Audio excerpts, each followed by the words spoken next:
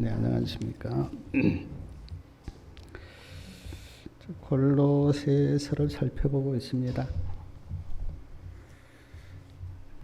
오늘은 골로새서 2장을 함께 생각해 보려고 합니다. 골로새서 2장 1절에 보면 내가 너희와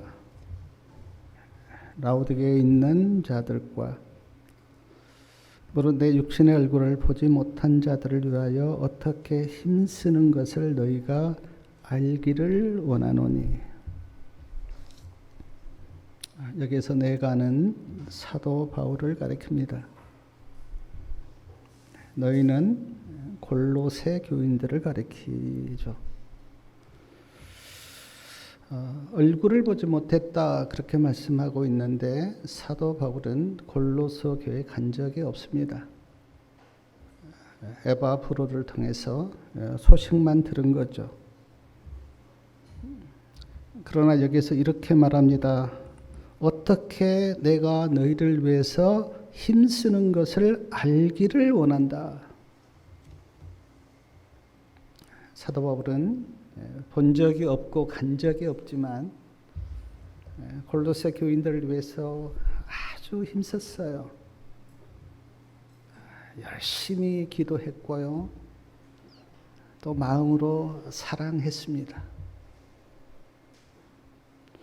골로새 교인들의 그 영혼을 위해서 사도 바울은 전심을 다하여 기도하고 사랑했는데 그것 너희들이 알기를 원한다. 그렇게 말씀하고 있습니다. 사도 바울이 이렇게 말씀하실 수 있는 것은 진심으로 골로새 교인들을 사랑했기 때문에. 내가 어떤 사람을 그 마음을 다하여 사랑하지 못하면 이런 말을 못하죠.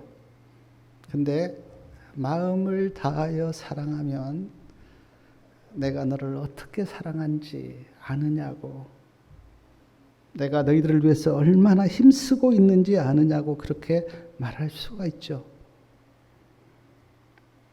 골로새서 2장 2절에 보니까 내가 골로새 교인들을 사랑한다는 것을 알고 너희가 마음에 위로를 받기를 바란다. 사도 바울을 생각하면서 마음의 위로를 받으라고. 사랑 안에서 서로 연합하고 하나님의 비밀인 그리스도를 깨닫기를 내가 바란다고 그렇게 사도 바울은 말합니다.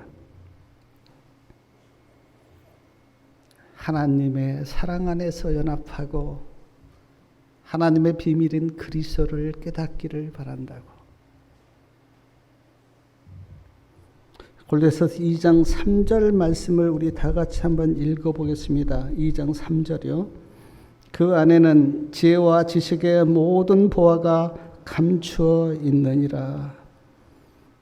예수님 안에는 지혜와 지식의 모든 보화가 감추어져 있다. 감추어져 있기 때문에 사람들은 보지를 못합니다. 그리고 말하죠. 없다고. 감춰져 있기 때문에 보지 못하고 없다고 말하는 사람들이 참 많아요. 이 비밀을 사람들이 보지 못하죠. 그리고는 예수님 믿어도 별거 없다고. 예수님이 어떻게 우리의 구원이냐고. 예수님 믿는다고 어떻게 구원받느냐고 그렇게 말하는 사람들이 많아요. 없는 것이 아니라 보지를 못하기 때문에.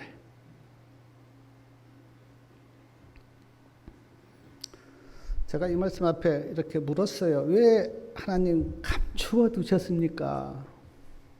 그냥 다 드러나게 하면 다 볼 수 있는데 왜 그 보화를 감추어 두셨습니까? 그렇게 제가 물었는데 제가 깨닫게 한 것은 이제 두 가지입니다. 하나는 진짜로 원하는 자만 찾도록 그렇게 감추어 둔 거예요.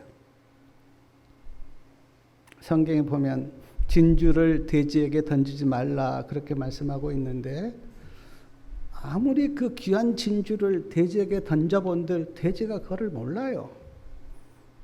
그래서 정말 알고 싶은 자, 구원받기를 원하는 자, 보화를 갖기를 원하는 자만 갖도록 하나님께서 감추어 두신 거예요.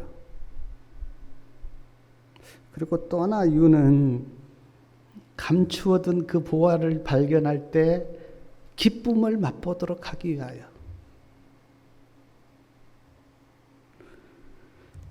어떤 그 보화가 감추어져 있는데 그걸 내가 찾았어요. 그 기쁨이 얼마나 큽니까?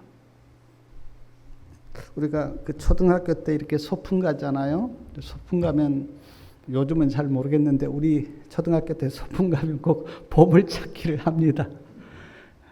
보물을 다 감춰놔요. 뭐 돌 밑에도 감춰놓고 나무 위에도 감춰놓고, 그 보물을 찾으면 되게 기쁩니다.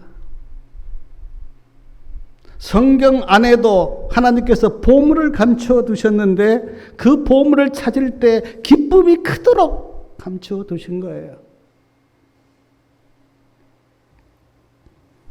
사랑하는 여러분, 보화가 없다면 수많은 그리스도인들이 주님을 위해서 순교를 했는데, 보화가 없다면 어떻게 순교하겠어요? 자기 생명이 얼마나 귀한데 예수님 안에 있는 보화를 발견하지 못하고 어떻게 순교하겠어요? 제가 이렇게 유튜브 보면서 케냐에 있는, 제가 이름은 지금 생각이 안 나는데, 그 선교사님의 일대기를 쭉 그 유튜브로 이렇게 촬영해서 보여줬는데 감동이더라고요. 그 케냐에 가서 자기 온 생명을 바쳐서 그 케냐에 있는 사람들을 사랑하는 그 모습, 총으로 몇 번 쐈는데 안 맞았대요.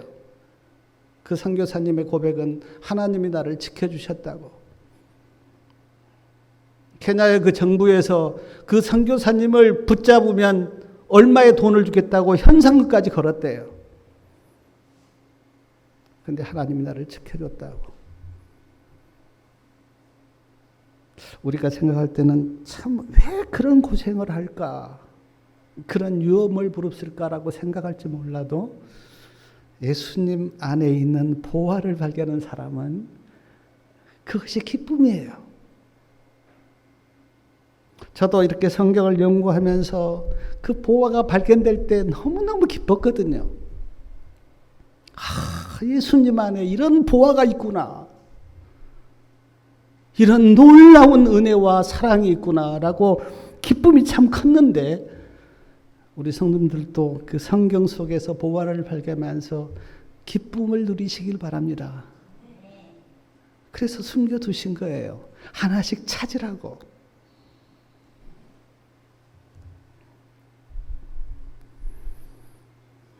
골로새서 2장 4절 말씀에 보니까 아무도 교묘한 말로 너희를 속이지 못하게 하라.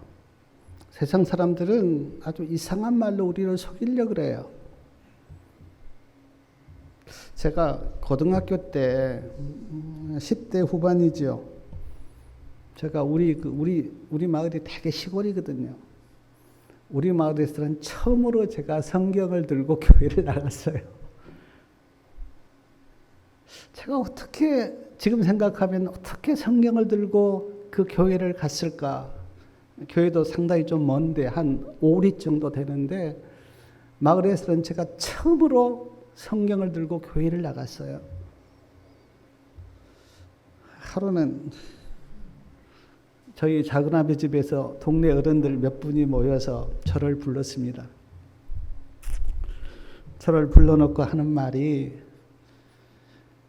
우리가 그 유교 사상을 믿는데 마을에서 그 교회를 다니는 사람이 있으면 마을에 안 좋은 일이 많이 생기니까 교회를 다니지 말라는 거예요. 뭐 지금 이런 말을 하면 이제 다 웃죠. 근데 50년 전에는 그 동네 어른들의 생각이 그랬습니다. 저희 작은 아버지도 이제 거기에 같은 같은 마음인 거예요. 그 제가 이제 갔죠. 가서 쭉 어른들이 둘러앉아 이제 계시는데 예수를 믿으면 마을에 안 좋은 일이 생기니까 예수를 믿지 말라는 거예요.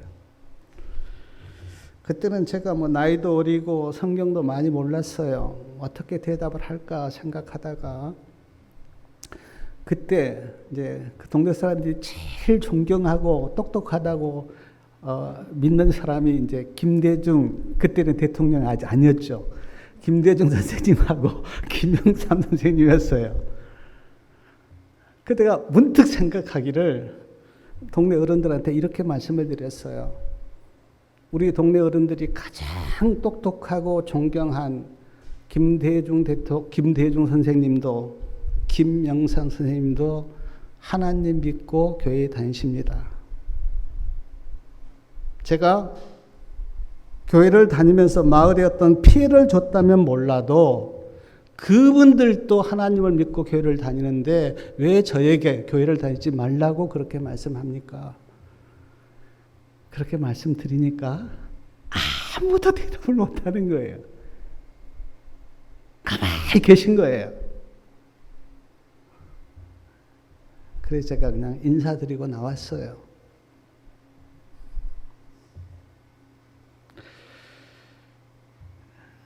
세상 사람들은 우리에게 교묘한 말로 예수님을 믿지 못하도록 그렇게 우리를 미혹해요. 때로는 핍박도 하고 또 유혹도 하고 그러죠. 그러나 우리는 그런 미혹의 말에 속지 말아야 합니다. 골로새서 2장 5절에 보니까 사도 바울이 이렇게 말합니다. 내가 몸은 떨어져 있지만 마음은 너희와 함께 있다. 그리고 골로새 교인들이 주님 안에서 믿음으로 그렇게 사는 것을 보니까 내가 참 기쁘다. 사도 바울 마음이 얼마나 기쁜지 모르겠어요. 골로새 교인들이 하나님 믿고 믿음으로 산다고 하는 소식을 에바브레를 통해서 들었을 때 사도 바울의 마음이 막 기쁜 거예요. 저도 그런 마음 충분히 이해합니다. 한 영혼이 예수님 믿고 믿음으로 산다고 하는 소식을 들었을 때 저도 굉장히 마음이 기쁘거든요. 요한 3서 1장 3절에 보니까 사도 요한도 너희가 진리 안에서 행한다 하니 내가 심히 기쁘다. 반대로 주님을 떠나서 세상으로 갔다고 하는 소식을 들으면 어떻습니까? 마음이 되게 슬픕니다. 안타깝고 마음이 슬퍼요. 예수님을 떠나서 세상으로 갔다고 하는 소식을 들으면 너무너무 마음이 아프고 슬퍼요. 진리 안에서 산다고 하는 소식을 들으면 너무너무 기쁜데 세상으로 갔다고 하는 소식을 들으면 마음이 많이 슬퍼요. 제가 설교 쓰면서 나도 그런데 하물며 나를 위해서 죽으신 예수님의 마음은 어떨까 생각해 봤어요. 사랑이 조금밖에 없는 내 마음도 한 영혼이 믿음에서 산다고 하면 기쁘고 세상으로 갔다고 하면 슬픈데 그 영혼을 위해서 죽으신 예수님의 마음은 어떨까? 성경에 보면 잃어버린 양을 찾았을 때 그 양을 어깨에 메고 기뻐한다고 하는 말씀이 있잖아요. 탕자가 돌아왔을 때 아버지가 너무 기뻐서 새 신발을 신기고 새 옷을 신기고 양을 소를 잡아서 잔치를 벌인다고 하는 그런 말씀이 성경에 있잖아요. 그것 다 하나님의 마음을 그렇게 표현한 거거든요.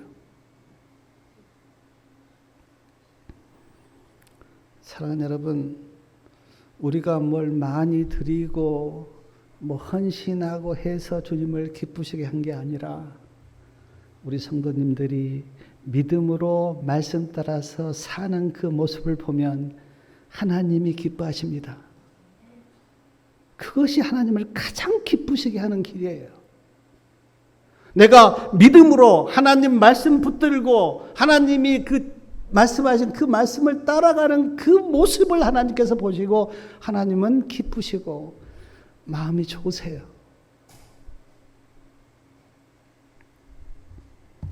골로새서 2장 6절하고 7절 말씀 우리 다 같이 한번 읽어보겠습니다.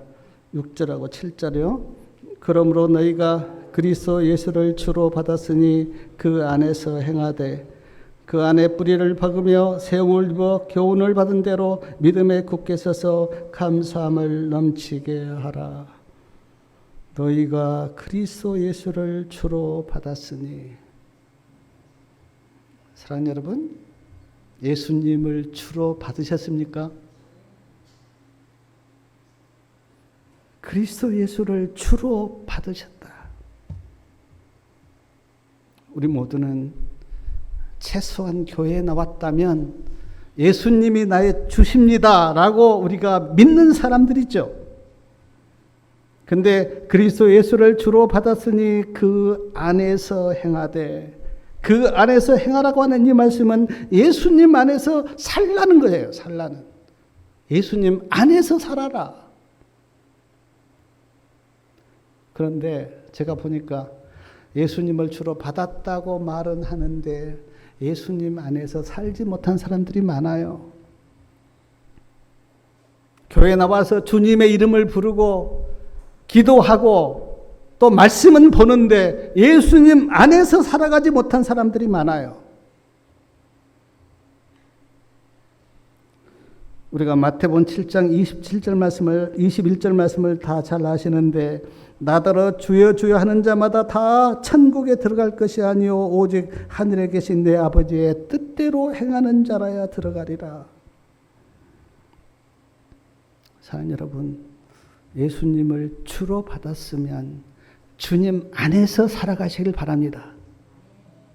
그것이 나의 행복이고 그것이 나의 가장 기쁨이에요. 제가 보니까 양다리 걸치고 있으면 굉장히 마음이 힘들어요. 세상 반, 교회 반 있으면 속된 말로 이것도 저것도 아니에요.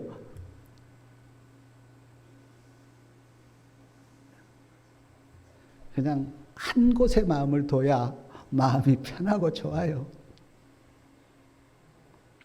그 안에 뿌리를 박으라 그렇게 말씀하고 있습니다. 나무가 뿌리를 깊이 내리면 나무가 흔들리질 않죠. 바람이 불어도. 근데 나무가 뿌리가 약하고 깊이 박지 못하면 바람이 불면 넘어가요. 저도 여기 그 뒤에 밭 있는데 작년엔가 나무가 하나 쓰러졌어요.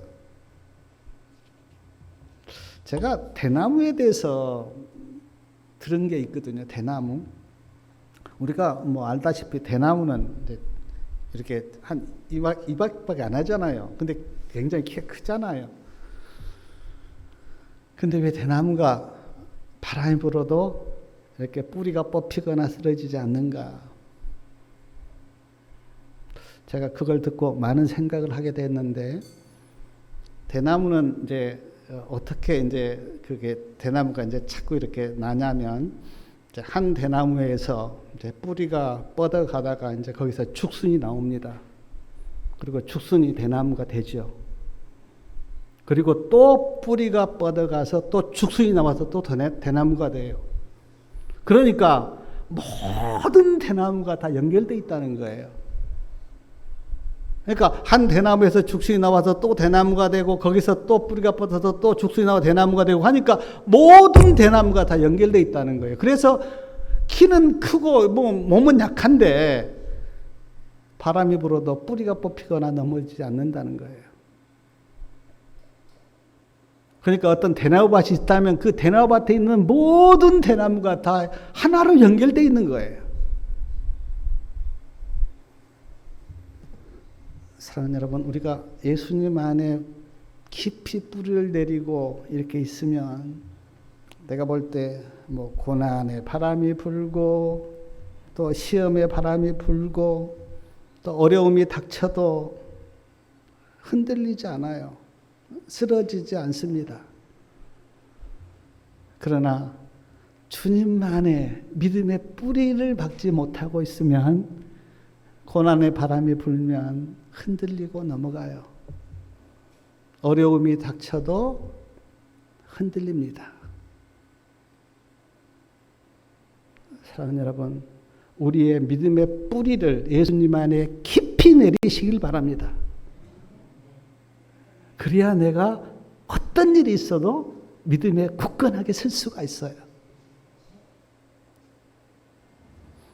세움을 입으라 그렇게 말씀하셨습니다. 세움을 입는다고 하는 것은 예수님 안에 믿음으로 서 있는 것을 하나의 표상인데, 제가 성경에 보니까 뭐 졸고 있다, 또 뭐 주저앉아 있다, 또 뭐 서 있다, 이런 말씀이 성경에 참 많이 나와요. 물론 그런 말씀들이 다 어떤 영적인 상태를 표현한 건 아니지만, 그러나 여러 번 우리의 영적인 상태를 주저앉아 있다, 뭐 누워 있다, 뭐 그렇게 이제 표현한 말씀들이 많아요.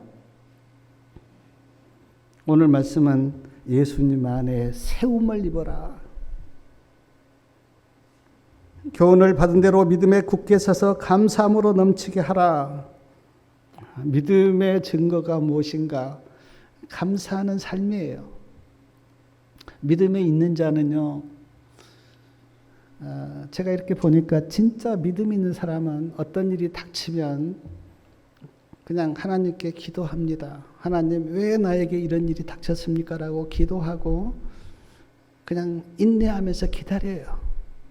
섣불리 불평하거나 원망하거나 짜증을 내지 않습니다. 조용히 기다려요. 우리가 인생을 살면서 얼마나 우리가 이해할 수 없는 일이 많습니까? 이해가 됩니까? 이해가 안 되는 일이 너무 많아요.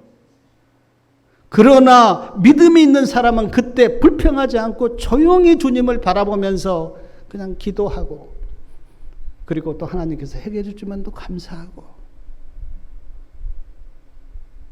그래서 믿음의 증거가 무엇인가? 어떤 사람은 감사하고 또 어떤 사람은 불평하는 그것이 믿음이 있는가 믿음이 없는가 하는 증거예요. 우리가 많은 문제들을 하늘에 가서 알겠다 그렇게 말씀하셨어요. 나에게 왜 그런 일이 일어났는가 하늘에 가서 안다고. 지금은 우리가 몰라요. 욥기를 우리가 알잖아요. 욥도 왜 자기에게 그런 고난이 닥쳤는지 몰랐어요. 어떤 분이 코로나 주사를 맞았는데, 코로나 주사를 맞기 전에는 그렇게 건강했대요. 근데 코로나 주사를 이렇게, 그분이 교사인데 학교에 이렇게 가르치려면 의무적으로 다 코로나 주사를 맞아야 됐대요.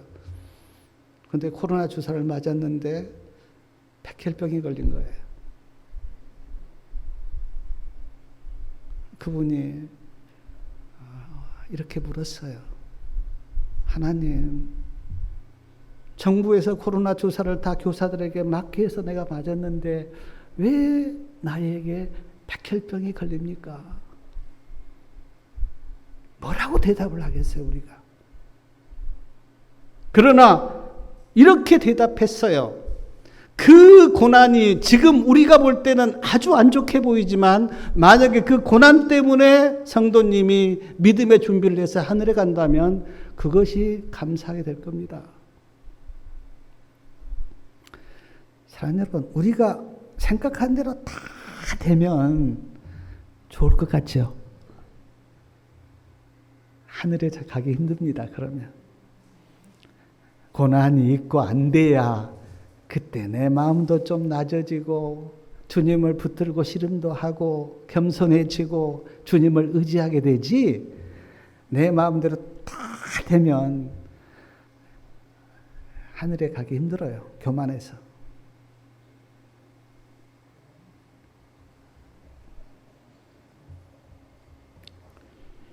사랑하는 여러분, 설령 어떤 일이 내 마음대로 안 되더라도 불평하지 말고 조용히 주님을 붙들고 인내하면서 주님을 찬양하고 감사하시기 바랍니다. 골로새 2장 8절에 보니까 8절에 이런 말씀이 있습니다. 누가 철학과 헛된 속임수로 너희를 노력할까 주의하라. 이것이 사람의 유전과 세상의 초등학문을 쫓음이며 그리스도를 쫓음이 아니니라. 철학과 헛된 속임수. 이때 골로새 교회 안에 그리스 철학자들이 철학이 있었어요. 그리스 철학이 얼마나 그때 유명했습니까? 근데 그 철학의 영향을 받은 사람들이 교회 안에 들어와서 철학을 이야기했어요. 근데 그 철학은 헛된 속임수다. 물론 철학이 다 잘못된 건 아닌데 철학이 우리가 깊이 들어가면 진리와 이렇게 맞지 않는 철학들이 얼마나 많습니까? 요즘 내가 보니까 인문학이 너무 이렇게 인기가 많더라고요.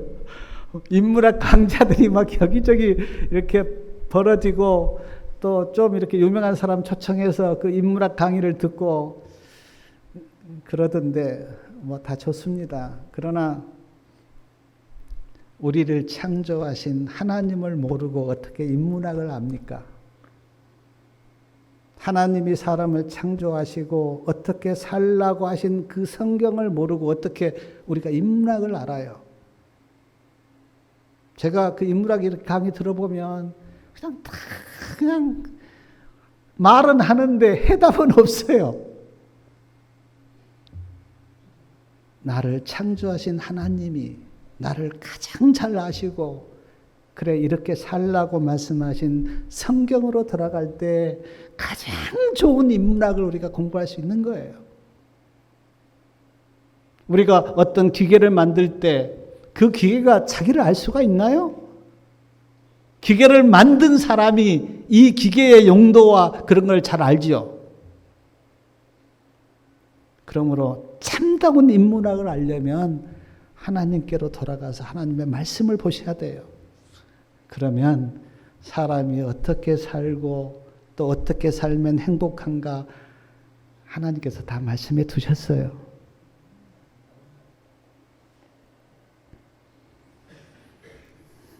또한 골로새 교회 안에 그 골로새서 2장 이렇게 보면 뭐 사람의 유전도 나오고 또 의문의 율법, 절기 월삭, 뭐 절기 안식일 그런 것도 나오는데 거기에 대해서 사도 바울이 골로새서 2장 14절에 보니까 의문에 쓴 증서, 의문의 율법은 십자가로 폐지됐다 그렇게 말씀합니다.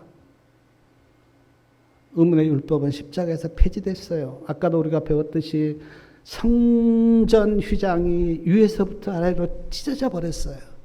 그래서 제사제도, 절기 그런 거 다 폐지시킨 거예요.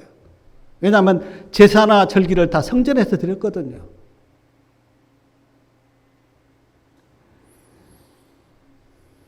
그리고 골로새서 2장 17절에 보니까 그런 것들이 다 뭐라고 이야기합니까? 여기 보니까 17절에 이것들은 장래일에 뭐라고요? 그림자다. 그리고 실체가 누굽니까? 그리스도가 실체다. 실체 대신 예수님이 오셨으면 더 이상 그림자에 매달릴 필요가 없잖아요. 이제 실체를 붙들어야지.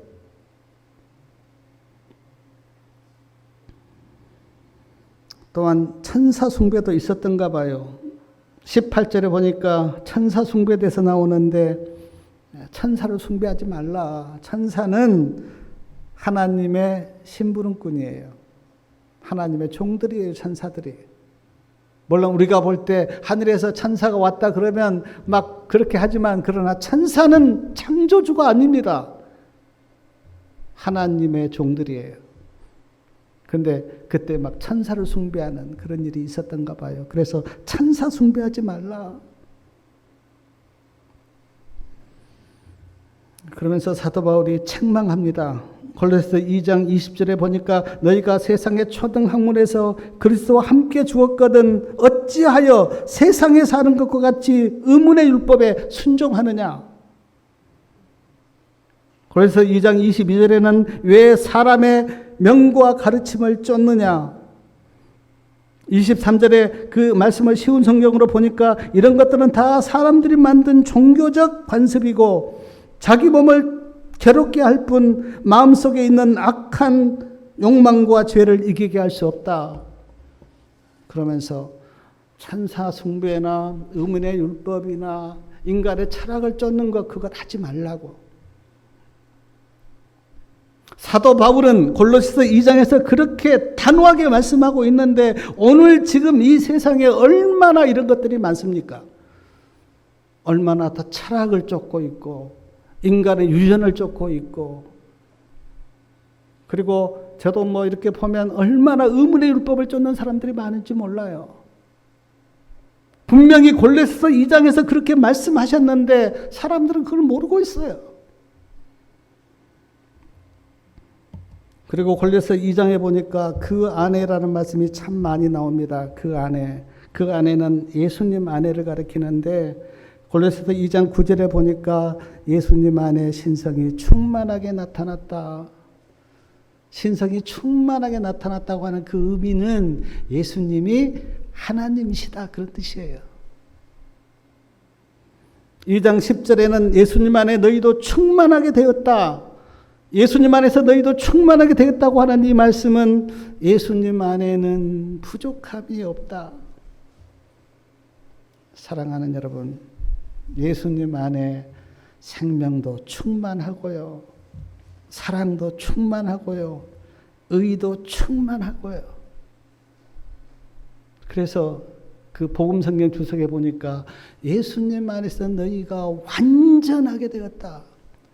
부족함이 없는 거예요. 부족함이. 그러므로 예수님 믿고 내가 또 뭘 좀 이렇게 뭐 다른 걸 좀 해야 되지? 그거는 다른 복음이에요. 예수님 안에서 충만하게 되었기 때문에 예수님 안에서 무엇을 더 더하거나 뺄 필요가 없어요. 예수님 안에서 무엇을 더 더하거나 빼면 그것은 성경에서 이야기하는 다른 복음이에요. 다른 복음. 그리고 그 복음은 나를 구원하지 못합니다. 예수님 안에서 부족함이 없어요. 의도, 구원도, 사랑도, 생명도 예수님 안에서 부족함이 없어요.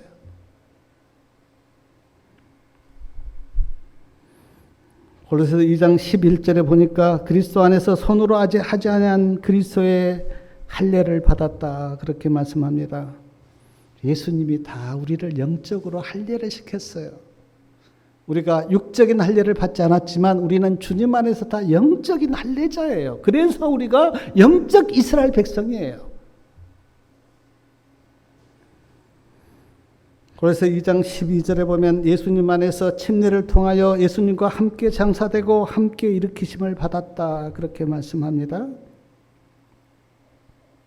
그래서 2장 13절 우리 말씀 한번 같이 한번 읽겠습니다. 13절. 또 너희의 범죄와 육체의 무할례로 죽었던 너희를 하나님이 그와 함께 살리시고 우리의 모든 죄를 사하시고 우리의 범죄로 우리는 죽었던 자들인데 하나님이 예수님 안에서 우리를 살리시고 우리에게 모든 죄를 사하셨다. 사랑하는 여러분, 예수님 안에 신성이 충만하게 나타났고요. 예수님 안에서 우리가 다 완전하게 되었고요. 예수님이 우리를 살리셨고요. 예수님이 우리 죄를 사하셨고 이런 놀라운 일을 누가 행하셨는가? 예수님이 행하셨어요. 그러므로 우리는 누구 안에 있어야 하는가? 예수님 안에 있어야 돼요.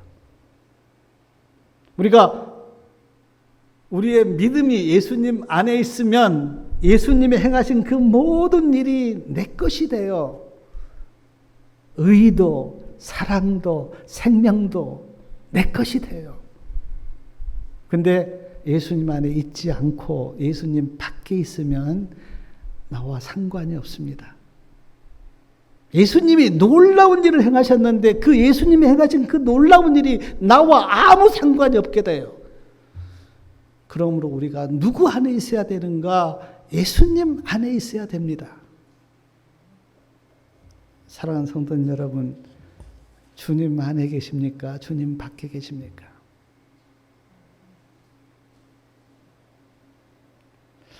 어떻게 내가 예수님 안에 있을까? 좀 막연할지 모르는데 말씀 안에 계시면 예수님 안에 계신 거예요. 말씀 안 믿고 말씀 내가 따라 살지 않으면 예수님 밖에 있는 거예요. 그러므로 우리 성도님들 꼭 말씀 안에 계셔서 예수님 안에 거하시길 바라고, 예수님이 이루신 의와 사랑과 생명과 구원이 우리 성도님들 것이 되기를 바랍니다. 말씀을 마치면서 다시 한번 권면을 드립니다. 예수님 안에 모든 보화가 감추어져 있습니다. 예수를 주로 받았으니 예수님 안에서 행하고 뿌리를 박으며 세움을 입으라고 말씀하십니다. 예수님 안에서 충만하여졌고 예수님 안에서 살리심을 받았다고 말씀합니다. 철학과 헛된 속임수로 그 속임수에 빠지지 말라고 말씀하고, 절기나 월삭을 지키는 그런 의문의 율법은 십자가에서 폐해졌기 때문에 그런 것들을 의지하지 말라고 말씀합니다. 천사 숭배를 하지 말라고 말씀합니다.